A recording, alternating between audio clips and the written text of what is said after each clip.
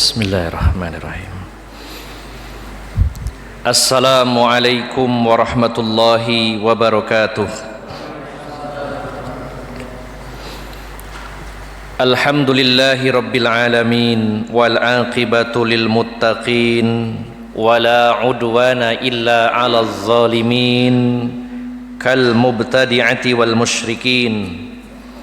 Asyhadu an la ilaha illallah wahdahu la syarikalah wa asyhadu anna Muhammadan abduhu wa rasuluhu la nabiyya ba'dah. Sallallahu alaihi wa ala alihi wa ashabihi wa tabi'in wa tabi'it tabi'in wa man tabi'ahum bi ihsanin ila yaumiddin. Ya ayyuhalladzina amanu taqullaha haqqa tuqatih wa la tamutunna illa wa antum muslimun, amma ba'd. Bapak-bapak dan ibu-ibu, saudara-saudari jamaah Masjid Mujahidin yang dirahmati Allah Subhanahu wa taala. Alhamdulillah, kita sangat bersyukur kepada Allah Subhanahu wa taala telah diberi kesempatan pada malam hari ini bersama-sama untuk saling menguatkan di jalan Allah Subhanahu wa taala, untuk saling mengingatkan dalam perjalanan menuju Allah Subhanahu wa taala, dan untuk saling nasihat menasehati di dalam kebenaran dan saling nasihat menasehati di dalam kesabaran. Semoga Allah Subhanahu wa taala memberikan kita keistiqomahan di atas hidayah, istiqomah dalam ketaatan kepada Allah, dan juga semoga diberikan keistiqomahan khususnya untuk selalu berada di majelis-majelis ilmu, sehingga mudah-mudahan Allah berikan jalan yang paling mudah untuk sampai ke jannahnya Allah Subhanahu wa ta'ala. Bapak Ibu yang dimuliakan Allah Subhanahu wa ta'ala, sudah sunnatullah bahwa manusia, apakah dia beriman ataupun tidak, dia akan mengalami masa-masa yang menyenangkan dan juga masa-masa yang menyusahkan. Dia akan mengalami masa keemasan dan kejayaan, juga akan merasakan masa-masa keterpurukan dan kekalahan.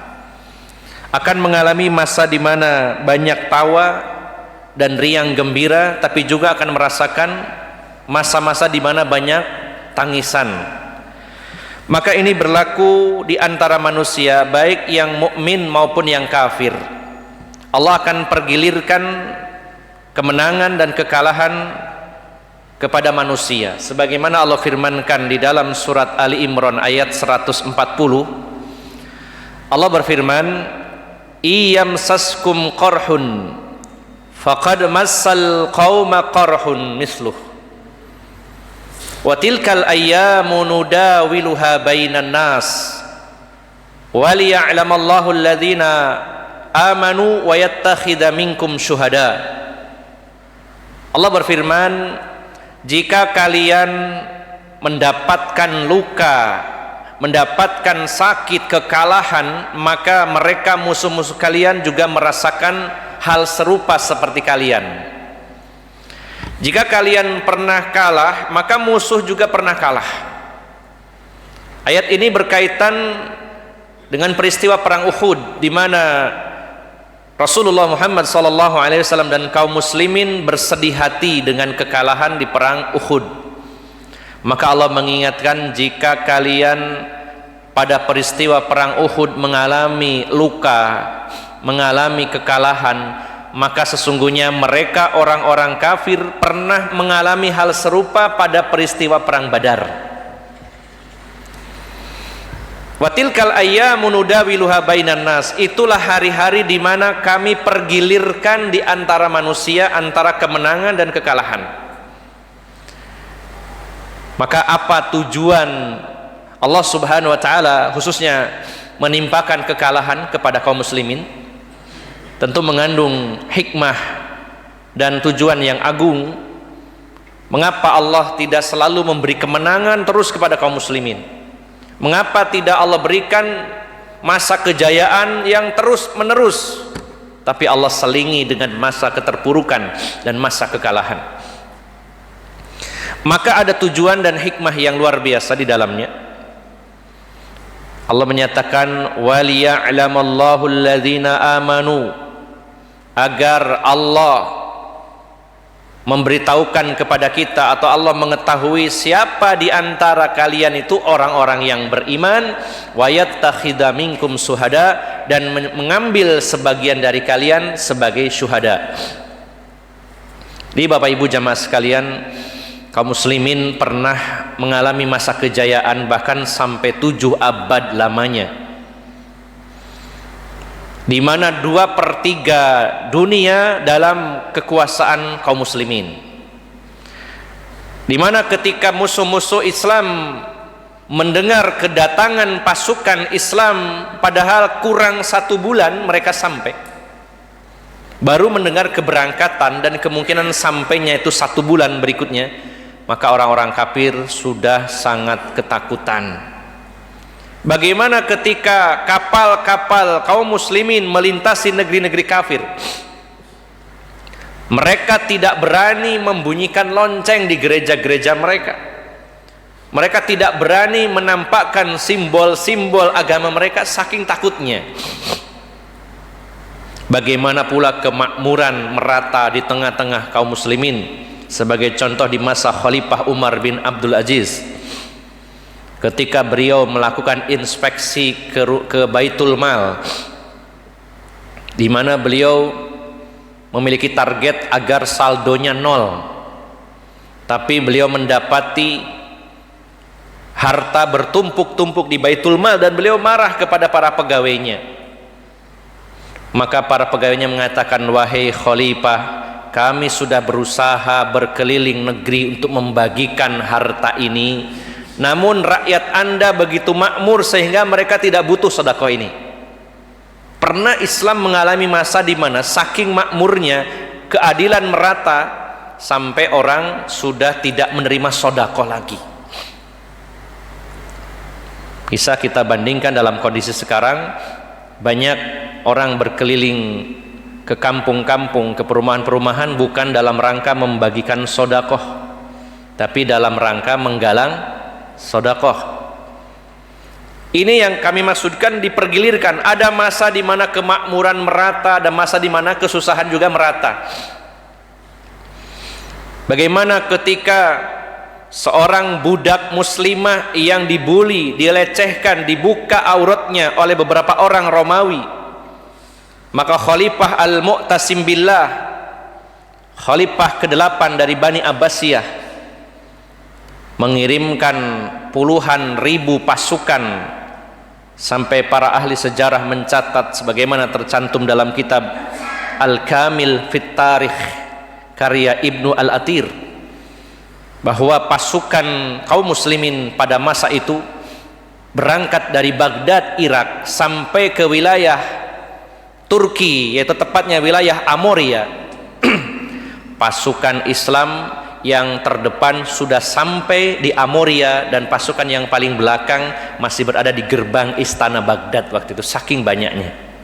Dikepung wilayah Amoria selama 5 bulan lamanya, sehingga akhirnya mereka takluk kepada kaum muslimin. Maka ini masa di mana kita kaum muslimin mendapatkan masa kejayaan, tapi pada hari ini kita sedang diuji oleh Allah Subhanahu wa taala dengan masa keterpurukan. Sebagai contoh gambarannya saja, 50 lebih, mungkin sekitar 52 negara Islam pada hari ini diam dan tidak berani mengambil tindakan untuk membantu saudara-saudara kita di Palestina. Hanya sementara ini bisa membantu dengan harta, dengan makanan, dengan obat-obatan, dengan para medis, dan juga membantu sebagian kecilnya dengan mengecam. Tapi kalau secara kekuatan belum ada yang berani. Ini menunjukkan kita saat ini sedang lemah. Walaupun kita sangat berbahagia sebagaimana diklaim oleh Brigade Izzuddin Al-Qassam bahwa ada lebih dari 20 keuntungan dan kemenangan pada hari ini dengan adanya perang atau serangan Topan Al-Aqsa ini. Namun secara umum kita akui bahwa saat ini kita sedang terpuruk dan kita sedang lemah. Maka Allah pergilirkan itu, di mana kita pernah kuat dan hari ini kita sedang lemah. Maka ada tujuan di sana, waliya'lamallahu alladhina amanu. Bagaimana penjelasan para ulama tafsir, di antaranya Syekh Abdurrahman bin Nasir As-Sa'di dalam tafsirnya Taisir Karimi Rahman, beliau mengatakan liyatabayyanu bainal mu'min wal munafiq. Kenapa kaum muslimin itu diuji dengan kekalahan? Tujuan Allah adalah untuk menyaring, memberitahukan kepada kita siapa orang-orang yang benar-benar beriman dan siapa orang munafik. Artinya Bapak Ibu jamaah sekalian, dengan keterpurukan dan kekalahan ini, tujuannya salah satunya Allah ingin menyingkap di hadapan kita kedok-kedok orang munafik, dan Allah ingin memberitahukan kepada kita kebusukan mereka. Karena kalau Islam selalu dalam kemenangan, selalu dalam kegemilangan, mereka orang-orang munafik akan merasa sangat nyaman berada di tengah-tengah barisan kaum muslimin karena saat-saat yang menguntungkan bagi mereka, dan mereka baru tampak aslinya ketika Islam mengalami keterpurukan dan kekalahan.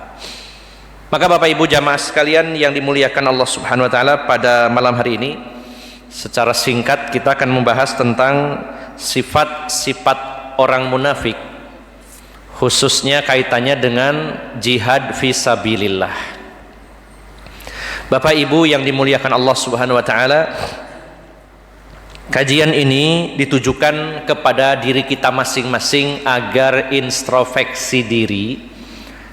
Barangkali di antara kita termasuk saya dikhawatirkan terjangkit penyakit nifaq, dan ini sesuatu yang harus dilakukan oleh orang-orang yang beriman, yaitu selalu introspeksi diri dan khawatir kalau dirinya termasuk orang munafik.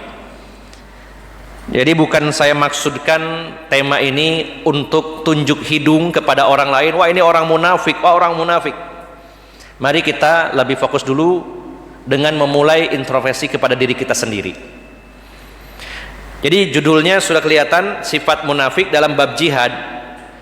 Ini bukan semata-mata dalam rangka menuduh atau memponis orang lain dalam bab jihad, mengatakan mereka orang munafik. Kita fokus dulu untuk introspeksi diri kita masing-masing, karena ini adalah sesuatu yang sangat dianjurkan dalam agama ini, mengintrospeksi diri kita, jangan-jangan kita ini termasuk orang-orang munafik. Dulu para tabi'in, mereka mengatakan, di antara para tabi'in mengatakan, ada yang mengatakan di antara mereka, laqaitu salasina sahabah wa yaz'umuna annahum minal munafiqin. Sebagian tabi'in mengatakan, saya pernah bertemu dengan 30 orang sahabat, semuanya selalu merasa diri mereka termasuk orang munafik.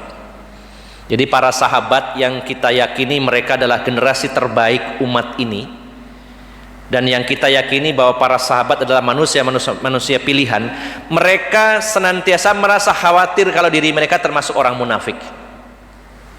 Bagaimana sahabat Umar ketika mendatangi Huzaifah ibnul Yaman dan bertanya kepada Huzaifah ibnul Yaman, saya tahu bahwa Allah memberitahukan daftar nama orang-orang munafik kepada Rasulullah sallallahu alaihi wasallam, dan saya juga tahu pastinya Anda wahai Huzaifah diberitahu oleh Rasulullah sallallahu alaihi wasallam tentang daftar orang-orang munafik di Madinah ini, dan saya ingin bertanya, apakah dalam daftar tersebut tercantum nama saya? Ini sikap kekhawatiran Umar ibn Khattab. Bagaimana kekhawatiran Abu Bakar dan sahabat Hanzalah sampai datang kepada Rasulullah SAW karena khawatir diri mereka termasuk orang munafik. Sampai tabi'in terkenal dari Irak, Imam Hasan Basri menyatakan, Sesungguhnya orang-orang mukmin sejati adalah mereka yang selalu merasa dirinya munafik. Mukmin sejati adalah yang selalu introspeksi diri, jangan-jangan saya terkena penyakit nifak.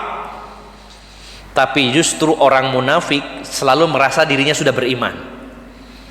Maka mari kita kembalikan kepada diri kita masing-masing. Apakah selama ini kita sering merasakan jangan-jangan saya ini munafik, atau kita merasa sangat percaya diri bahwa saya orang mukmin yang murni? Maka mari kita perbaiki hal ini agar kita waspada, tidak sampai terjatuh dalam sifat-sifat kemunafikan. Bapak Ibu yang dimuliakan Allah Subhanahu wa taala, sifat-sifat orang munafik begitu banyak Allah jelaskan dalam Al-Qur'an maupun banyak dijelaskan dalam hadis-hadis Nabi sallallahu alaihi wasallam. Namun pada malam hari ini kita akan fokuskan tentang sifat orang-orang munafik kaitannya dengan jihad fisabilillah.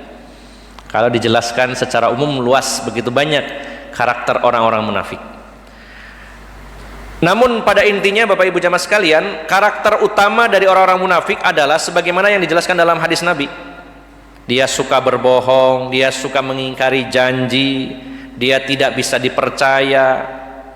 Kemudian juga mereka adalah orang-orang yang malas beribadah. Bukankah Allah menyatakan wa idza qamu ilas salati qamu kusala, dan jika mereka mendirikan salat, mereka mendirikan salatnya dalam keadaan malas. Bukankah Rasulullah telah bersabda dalam hadis yang sahih, inna asqalas salati lil munafiqin salatul isya'i wa salatis subhi. Sesungguhnya salat yang paling memberatkan orang-orang munafik adalah salat isya dan subuh. Walau ya'lamuna ma fihima la atauhuma walau habwan. Seandainya mereka mengetahui keutamaan dan pahalanya salat isya dan subuh, sungguh mereka akan datang ke masjid untuk salat berjamaah isya dan subuh walaupun harus merangkak. Ini menunjukkan bahwa sekedar sholat saja yang ringan sebenarnya, waktu yang dibutuhkan sedikit, pengorbanan yang dikeluarkan juga sedikit. Mereka saja untuk sholat itu begitu berat. Lantas bagaimana dengan jihad fisabilillah? Nah, karena di dalam jihad banyak sekali pengorbanan, mengorbankan waktu, mengorbankan pekerjaan, mengorbankan keluarga dan kampung halaman yang harus ditinggal, mengorbankan harta untuk perbekalan, untuk persenjataan, dan bisa jadi juga mengorbankan satu-satunya nyawa yang Allah berikan. Maka kalau sekedar sholat saja malas, sekedar sholat saja enggan, apalagi dengan jihad fisabilillah, mengangkat senjata yang resikonya besar. Tentu orang-orang munafik sangat berat sekali. Maka Bapak Ibu jamaah sekalian, kita akan fokuskan tentang sifat-sifat orang munafik dalam kaitannya bab tentang jihad. Sebuah pembahasan yang masih sangat jarang pada hari ini dibahas. Begitu berhasil propaganda Amerika terkait perang melawan terorisme, sehingga orang-orang sangat khawatir, terutama para dai hari ini sangat khawatir ketika membahas bab tentang jihad. Ini sebuah kelemahan dan merupakan keberhasilan dari proyek mereka untuk menggembosi semangat kaum muslimin. Ya. Jarang orang bahas bab jihad. Ya, bahas bukan berarti meremehkan bab yang lain. Akan tetapi ini masalah penting. Bukankah ketika para sahabat bertanya kepada Rasulullah SAW, contohnya sahabat Mu'adz bin Jabal, ketika beliau bertanya kepada Rasulullah tentang perkara yang memasukkan ke dalam surga dan menjauhkan dari neraka, dia mengatakan, ya Rasulullah, akhbirni bi amalin yudkhiluniyal jannata wa yuba'iduni anin nar. Wahai Rasulullah, beritahukan kepada saya amalan yang memasukkan saya ke surga dan menjauhkan saya dari neraka. Rasulullah menjawab, laqad sa'alta an azim. Kamu bertanya tentang perkara yang besar. Selamat masuk surga, dijauhkan dari neraka adalah perkara yang besar. Wa innahu layasirun ala man yassarahu Allah taala alaihi. Sesungguhnya benar-benar akan dimudahkan siapapun yang dikehendaki mendapat kemudahan oleh Allah Subhanahu wa taala.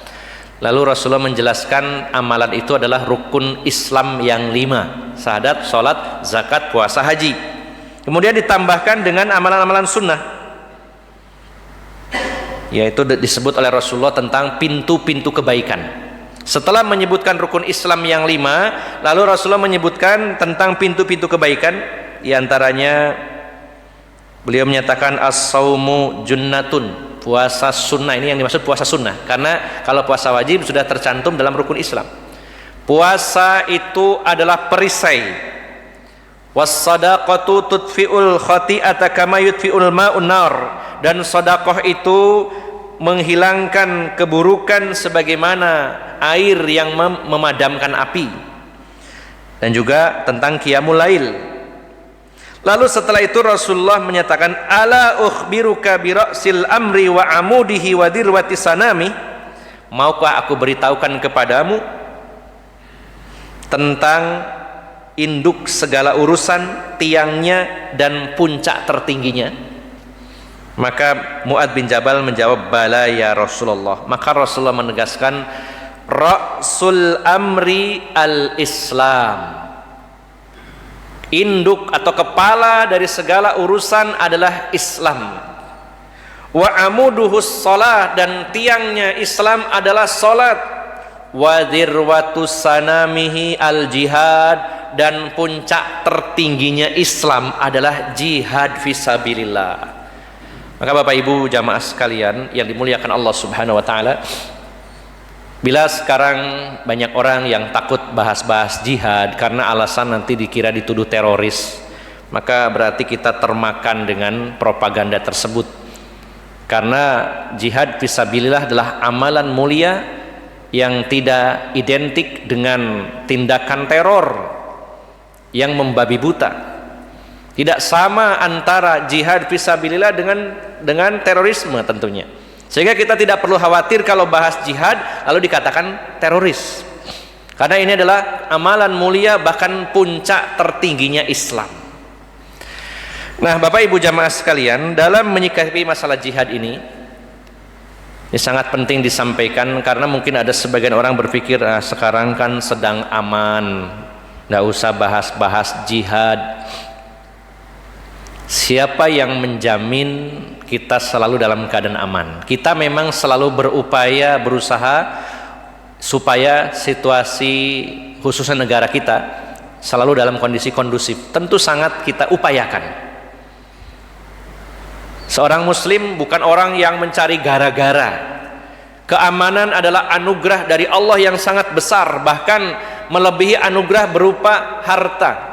Bukankah Nabi Ibrahim telah berdoa kepada Allah, Rabbi ij'al hadzal balada amina warzuq ahlahu minas samarati man amana minhum billahi wal yaumil akhir. Ya Allah, jadikan negeri ini negeri yang aman, sentosa, dan berilah rezeki penduduknya dari buah-buahan. Minta rezekinya urusan kedua, yang pertama minta aman. Karena orang walaupun banyak rezeki, banyak harta, tidak aman, tidak bisa menikmati rezeki tersebut. Itu artinya Islam mengajarkan kita harus berupaya menjadikan wilayah kita khususnya adalah wilayah yang kondusif, yang aman. Kita jaga sekuat-kuatnya supaya tetap aman.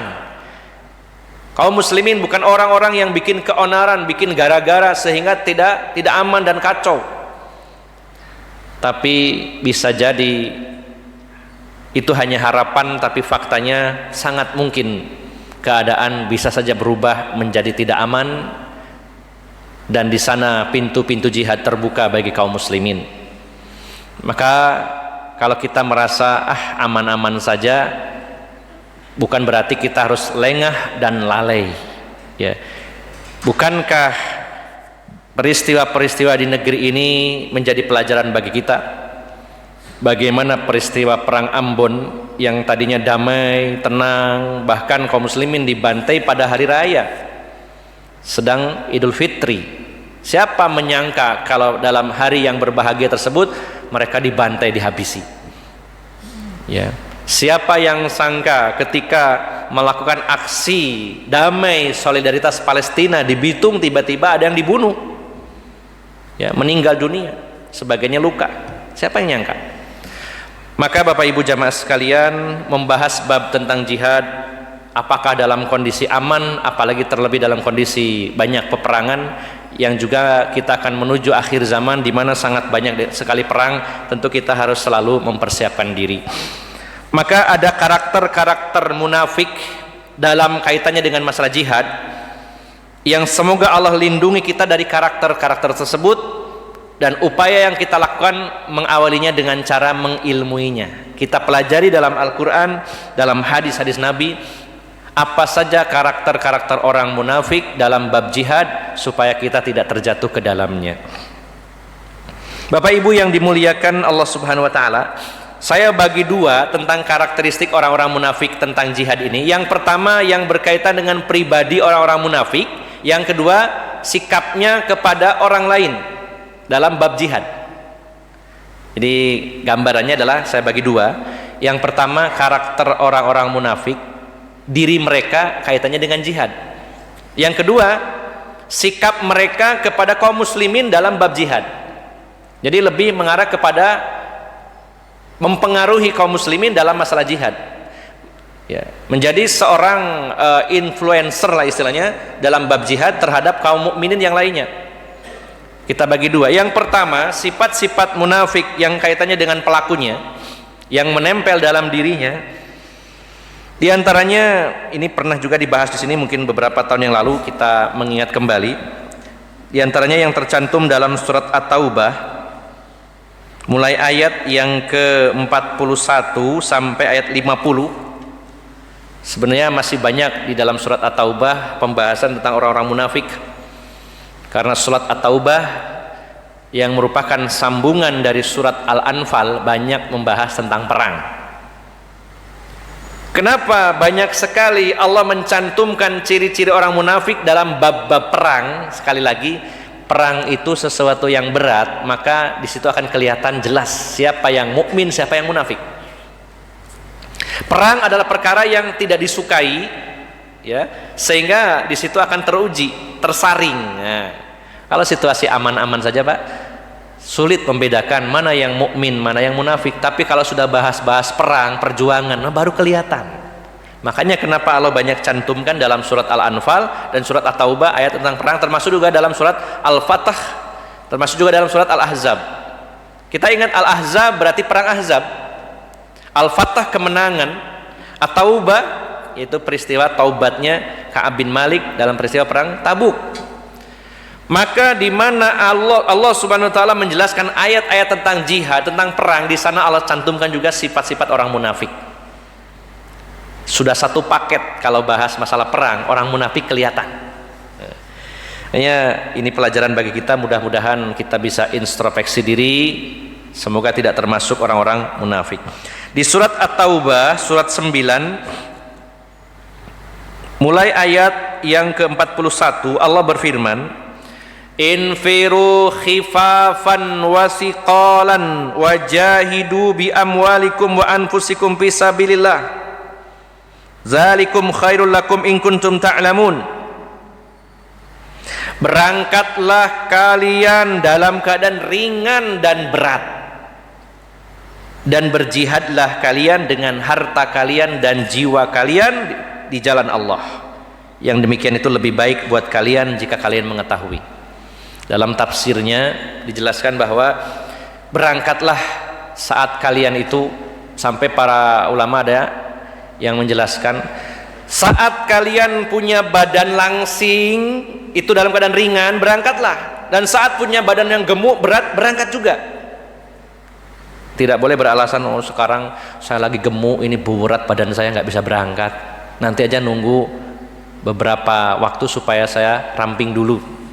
Dalam bab jihad Allah nyatakan infiru khifafan wasiqalan, ya. Bahkan ada seorang dari sahabat yang sudah sangat lanjut usianya memaksa untuk berangkat berperang, kemudian anak-anaknya meminta, Pak, sebaiknya panjenengan diam di rumah, sudah sepuh, biar kami anak-anakmu yang berangkat. Bapak ini sudah usia lanjut, nggak usah berangkat. Ya. Mendapatkan keringanan, nggak usah berangkat Pak, biar kami anak-anak panjenengan yang berangkat. Maka sang ayah ini mengatakan, bukankah Allah telah berfirman, infiru khifafan wasiqalan wajahidu fi sabilillahi wajahidu bi amwalikum wa anfusikum fi sabilillah. Berangkatlah dalam keadaan ringan dan berat. Dulu waktu muda saya berangkatnya ringan, sekarang sudah tua berangkatnya berat. Tapi kan Allah perintahkan saat ringan dan saat berat, maka berangkat. Yang akhirnya gugur di medan perang. Jadi penafsirannya luas, dalam kondisi ramping maupun dalam kondisi gemuk, dalam kondisi muda maupun tua, berangkatlah. Nah, ternyata ada karakter-karakter orang munafik. Allah Subhanahu wa taala menceritakan kisahnya orang-orang munafik di Madinah. Di antaranya yang pertama, perkataan Abdullah bin Ubay bin Salul yang merupakan dedengkot munafik di Madinah.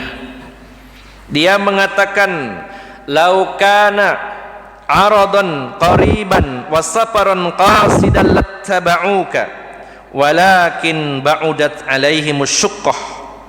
Wa sayahlifuna billahi law istata'na la kharajna ma'akum yuhlikuna anfusakum wallahu ya'lamu innahum lakadzibun." Kata Abdullah bin Ubay bin Salul, ini seorang tokoh munafik,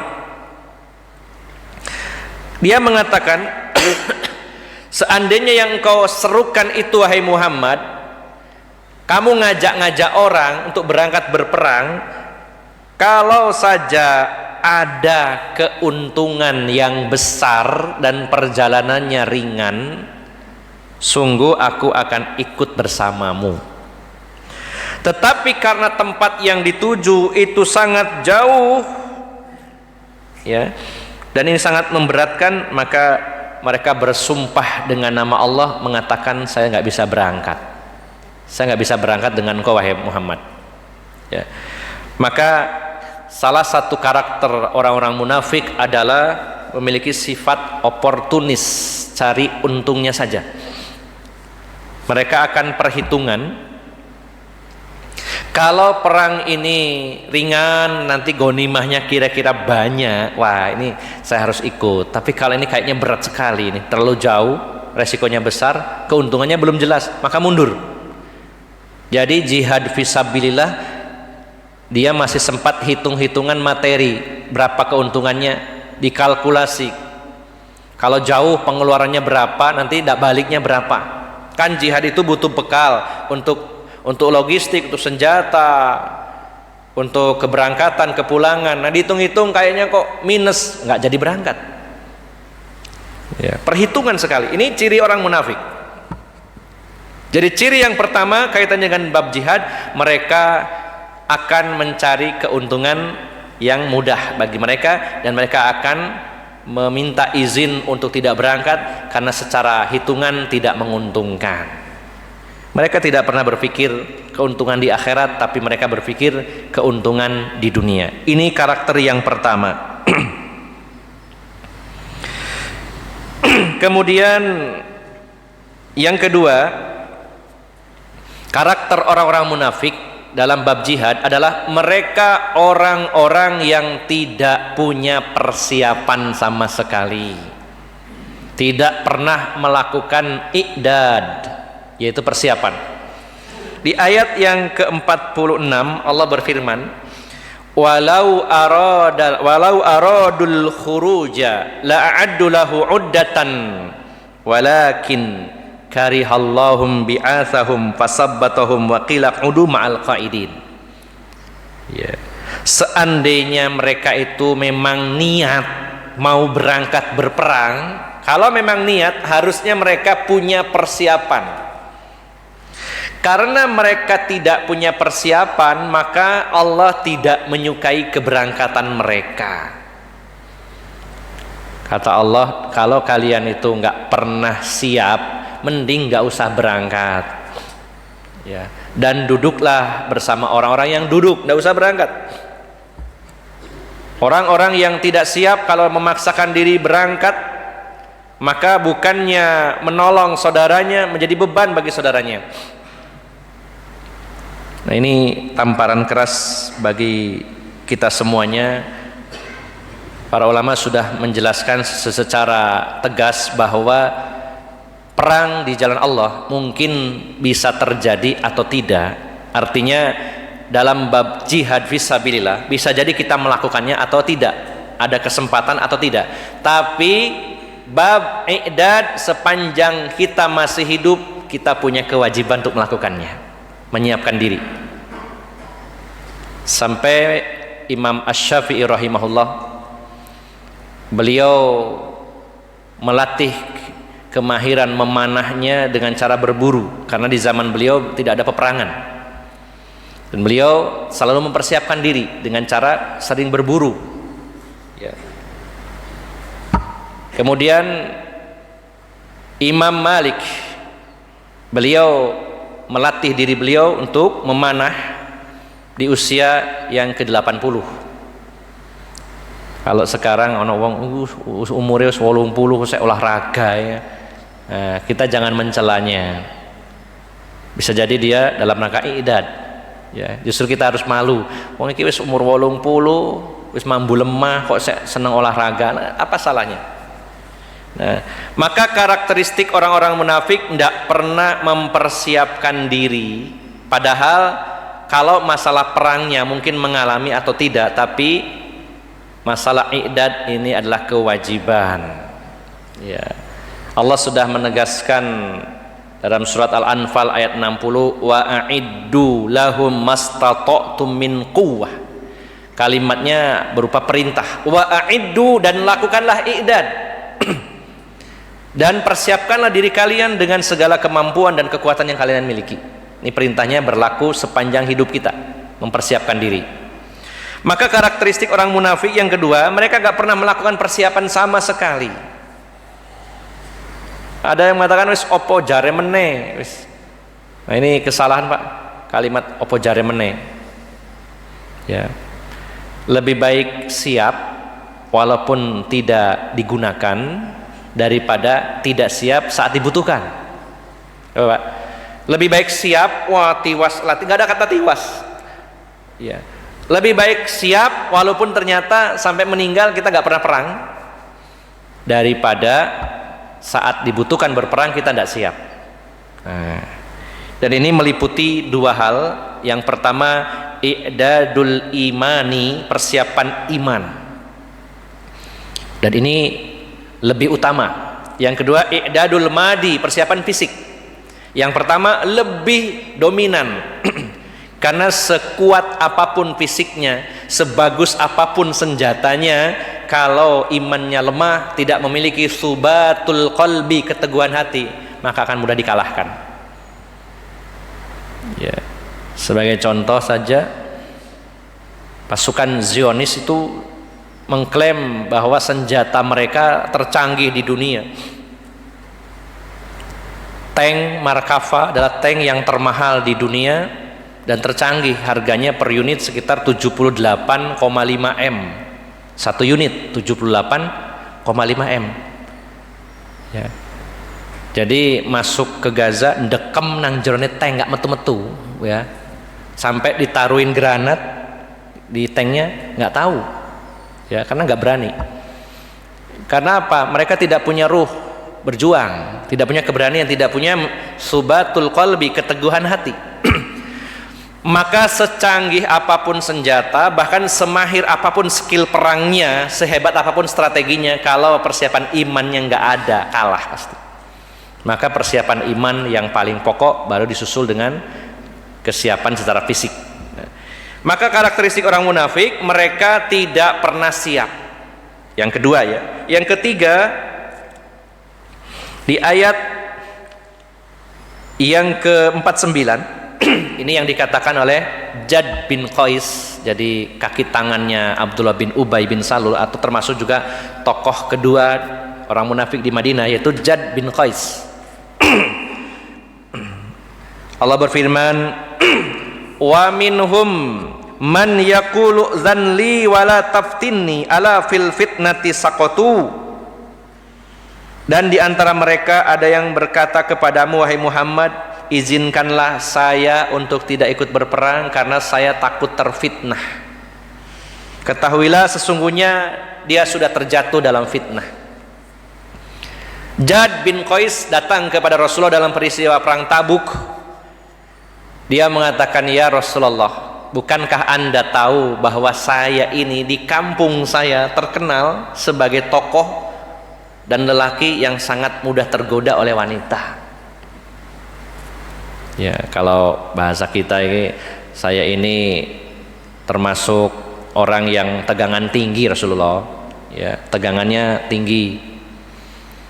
Dan saya mendengar kabar, ini baru mendengar, saya mendengar kabar bahwa wanita-wanita Bani Asfar, wanita-wanita bule dari orang-orang Romawi yang ada di Tabuk, wah itu katanya berambut pirang, ya, pirang warnanya, maksudnya bukan pirang-pirang dino gak keramas, ya.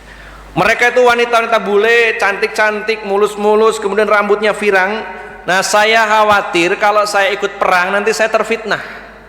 Saya lebih memutuskan untuk tidak berangkat saja, wahai Rasulullah. Maka Allah menegaskan, ala fil fitnati saqatu, justru kamu tidak berangkat itu sudah terkena fitnah. Hati-hati dengan karakter orang-orang yang enggan beramal dengan alasan fitnah.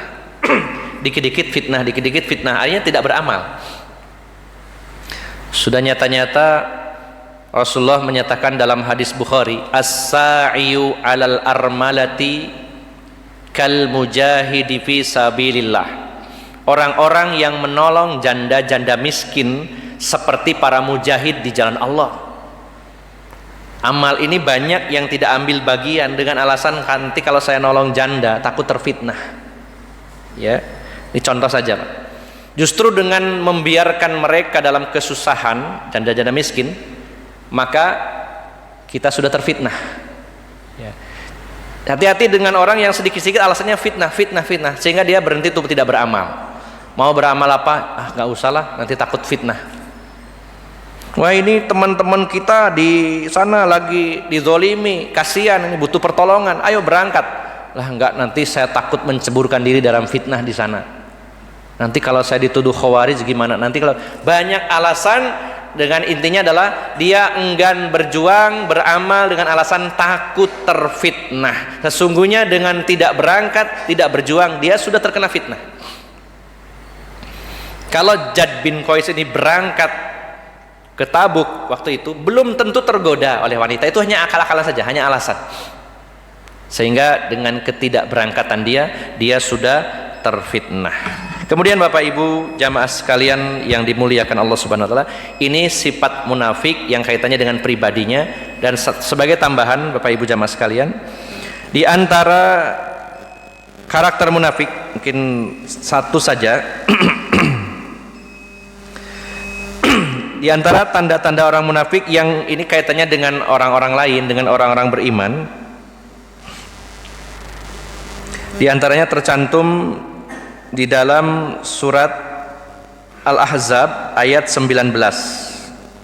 Kita lihat dulu surat 33. Surat Al-Ahzab surat 33. Saya lanjutkan sedikit nih, sudah adzan ya. Sedikit lagi nih. Surat 33 Al-Ahzab ayat 19 dan ayat yang ke-20. Allah Subhanahu wa taala berfirman, surat Al-Ahzab ayat 19.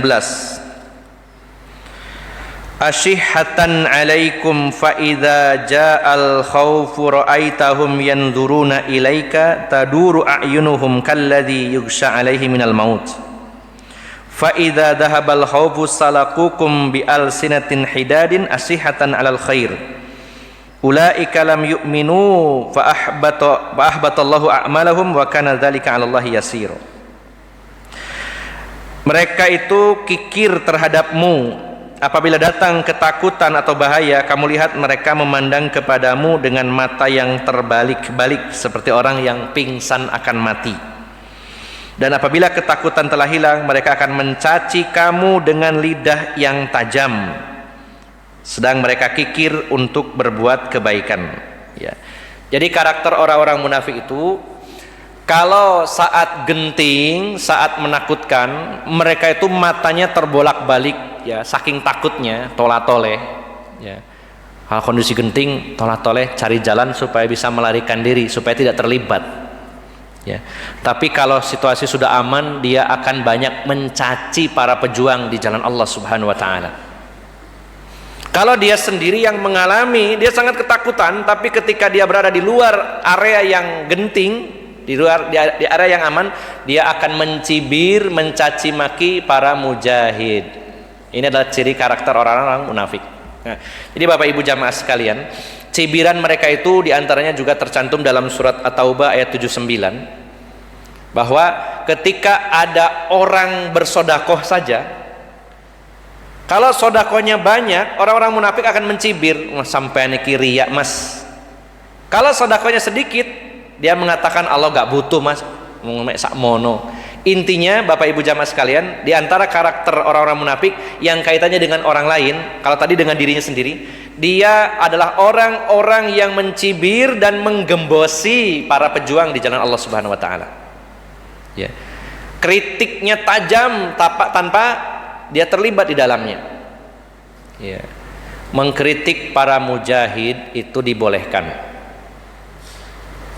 dengan catatan pengkritiknya juga ikut berjihad. Dulu Rasulullah SAW dalam peristiwa perang Hunain, ketika pulang dari perang, sebagian kaum muslimin ada yang melewati pohon Zatu Anwat, di mana senjata-senjata orang kafir digantung di sana. Lalu mereka sebagian sahabat yang baru masuk Islam itu meminta kepada Rasulullah, ya Rasulullah, buatkan untuk kami Zatu Anwat sebagaimana mereka punya Datu Anwat. Maka Rasulullah mengatakan, Allahu Akbar, apa yang kamu katakan mirip yang dikatakan Bani Israel kepada Nabi Musa. Ya Musa, ij'al lana ilahan kama lahum alihah. Wahai Musa, buatkan untuk kami Tuhan sebagaimana mereka punya Tuhan. Ini dikritik oleh Rasulullah SAW, disalahkan, dan mereka adalah para mujahid dalam peristiwa perang Hunain. Boleh kalau ada kesalahan diluruskan, tapi oleh orang-orang yang juga terlibat di dalam perjuangan ini. Artinya kritik internal ya. Tapi kalau sekarang kan yang banyak yang berjuang mereka yang ngeritik di sini, nggak pernah ikut merasakan bagaimana beratnya perjuangan, tapi kritiknya pedas, tajam ya. Bahkan bukan semata-mata kritik yang bersisi negatif positif, tapi lebih kepada tuduhan-tuduhan. Maka Bapak Ibu jamaah sekalian, hati-hati, kita fokus diri kita sendiri, jangan menceburkan diri, mengambil bagian menjadi orang-orang yang menggembosi semangat kaum muslimin dalam berjuang. Sebagaimana orang-orang munafik, mereka mencibir Rasulullah SAW dan para sahabat. Bahkan dalam amal-amal baik yang lainnya, ketika sodakoh, ada orang sodakoh, kalau banyak dikritik juga, kalau sedikit dikritik juga, padahal dia sendiri tidak bersodakoh. Banyak menilai amal orang, merendahkan, menuduh, sementara dirinya tidak berbuat. Ini ciri orang munafik yang sangat berbahaya di tengah-tengah kaum muslimin, dan kita jangan ambil bagian dalam urusan ini. Maka Bapak Ibu jamaah sekalian yang dimuliakan Allah Subhanahu wa taala, kalau kita belum mampu menjadi pemain, setidaknya menjadi supporter itu lebih baik. Jangan malah jadi komentator gadungan, artinya komentator yang nggak punya ilmu, nggak pernah terjun jadi pemain, komentarnya banyak. Nah, kalau komentator itu umumnya, para komentator itu biasanya mantan-mantan pemain senior. Dia tahu betul, misalkan dalam dunia bola, main bola, para komentator ya diwawancarai, biasanya yang terbaik adalah mereka yang mantan pemain bola, tahu betul. Tapi berapa banyak orang yang jadi memberikan komentar, dia sendiri gak pernah tahu lapangan, gak pernah tahu detailnya, tapi memberikan komentar-komentar yang miring. Nah, maka Bapak Ibu jamaah sekalian, pada hari ini khususnya dengan perjuangan saudara-saudara kita di Palestina, kalau kita tidak mampu menjadi pemain, setidaknya jadi supporter bagi kaum muslimin dan para mujahid di Palestina. Jangan sampai kita mengambil bagian jadi komentator-komentator yang tanpa dasar, dan bahkan menuduh mereka, saudara-saudara kita, bahkan menggembosi semangat jihad mereka. Hati-hati kita introspeksi diri, jangan kita bantu orang-orang yang menggembosi jihad. Jangan pernah kita ini mencibir amalan saudara-saudara kita yang kita belum mampu melakukannya. Karena ciri orang-orang munafik salah satunya adalah mencibir, menghina, merendahkan orang-orang yang beramal, orang-orang yang berjuang di jalan Allah Subhanahu wa taala. Ini baru 4 di antara tanda orang-orang munafik yang kaitannya dengan jihad. Yang pertama yaitu akan mencari keuntungan dalam jihad ini. Bila menguntungkan dia akan bergabung, bila dirasa merugikan dia akan mundur. Yang kedua, tidak punya persiapan, baik persiapan iman maupun persiapan fisik. Yang ketiga selalu mengedepankan alasan takut terfitnah sehingga dia berhenti untuk tidak berjuang. Dan yang keempat, mencibir, menggembosi dan juga merendahkan amalan-amalan orang-orang mukmin, termasuk amalan yang mulia yaitu jihad fisabilillah. Semoga kita semua dijaga dan dilindungi oleh Allah Subhanahu wa taala dari karakter dan sifat-sifat kaum munafikin. Semoga kita senantiasa diberikan keistiqomahan di atas iman, di atas hidayah, di atas sunnah Rasulullah Muhammad sallallahu alaihi wasallam. Dari awal hingga akhir saya mohon maaf yang sebesar-besarnya. Aqulu qauli hadza wa astaghfirullah li wa lakum wa akhiru da'wana anil hamdulillahi rabbil alamin. Subhanakallahumma wa bihamdika asyhadu an la ilaha illa anta astaghfiruka wa atubu ilaik. Wassalamu alaikum warahmatullahi wabarakatuh.